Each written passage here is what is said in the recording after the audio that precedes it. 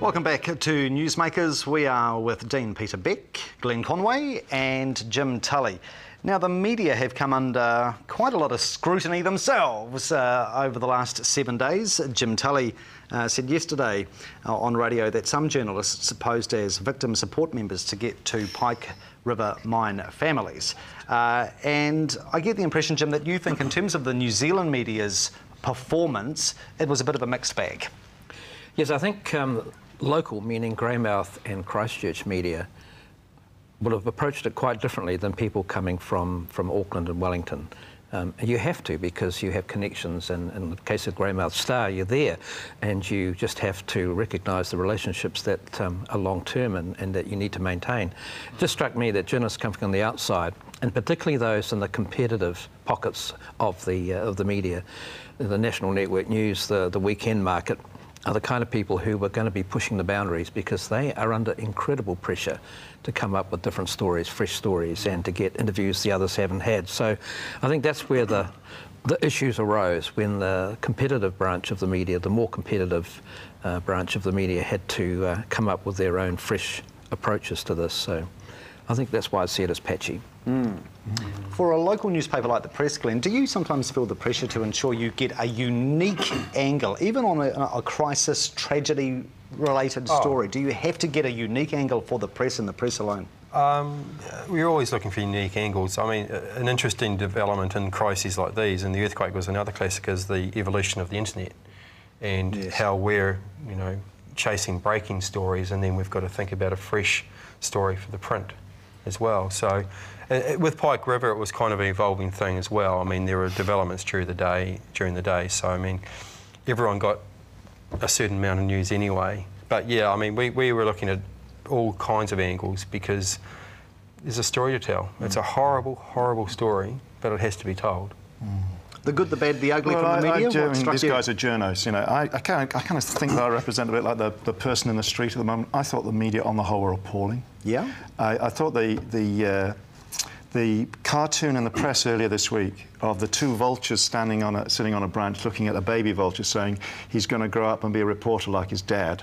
Actually, good on the Press for doing that cartoon, actually, because it kind of did pick it up for me. It felt to me, some of it was fine, obviously, some of it was okay, obviously, but it just felt like tabloid TV, tabloid journalism.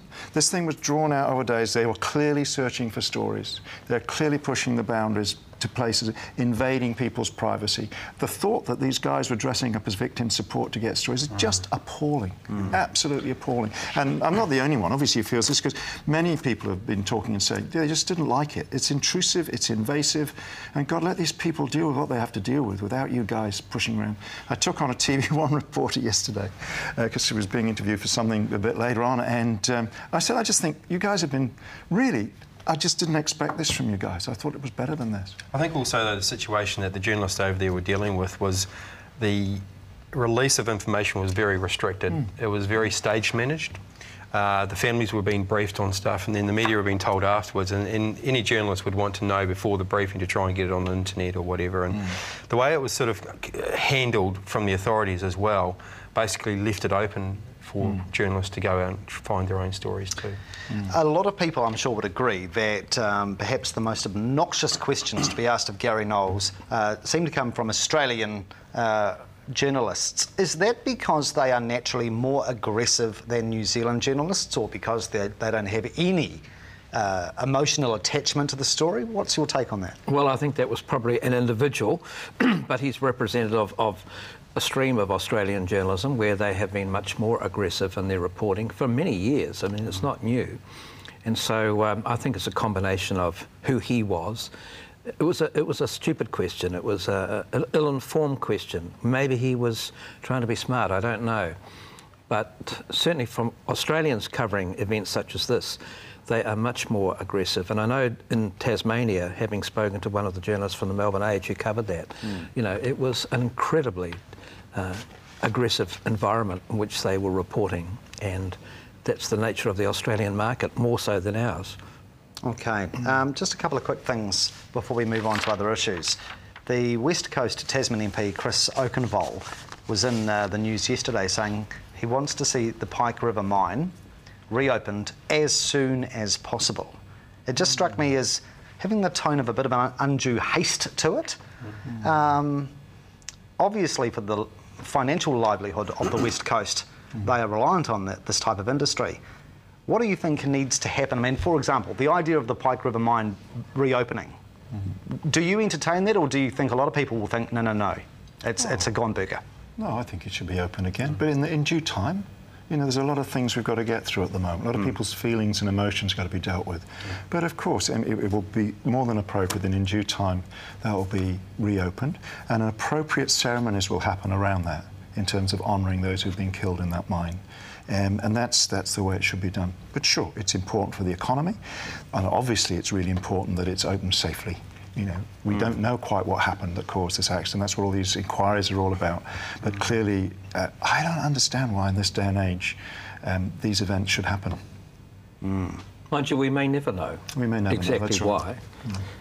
Yeah, OK. In terms of memorial services, it's obviously going to be a pretty busy week for you. Yeah, well, yes it is, but I think it's, you know, this is the most important thing at the moment. And as people will know, the National Memorial Service will be rightly in Greymouth on the 2nd, Thursday the 2nd, in the afternoon, I think. And that's entirely appropriate. And I'm in touch with some of the priests over there and others who are helping to put that together. Because here in Christchurch, it'll be in the press tomorrow, on Saturday, that we'll be having a public citizens memorial service on Monday, the 6th, at 1 o'clock in the Cathedral. And that'll be broadcast out into the square, and we're putting that together at the moment. So there's an opportunity for Christchurch people to come and share their own concern and their own love and their own solidarity with our neighbours across the way there. All right. It's absolutely true that this, as I said earlier, it's kind of, this is actually adding on top of a whole lot of other stuff that's happening for us in our province at the moment. So it's very important people do what they need to do, talk to one another, and yeah, give each other a bit of a hug at the moment. Yes, it's been a hell of a year. Our thoughts and prayers are with all loved ones in Canterbury who have been affected by the Pike Mine River tragedy. In a moment, we'll have a look at some other issues that have been in the headlines this week with our guests. Do stay with us.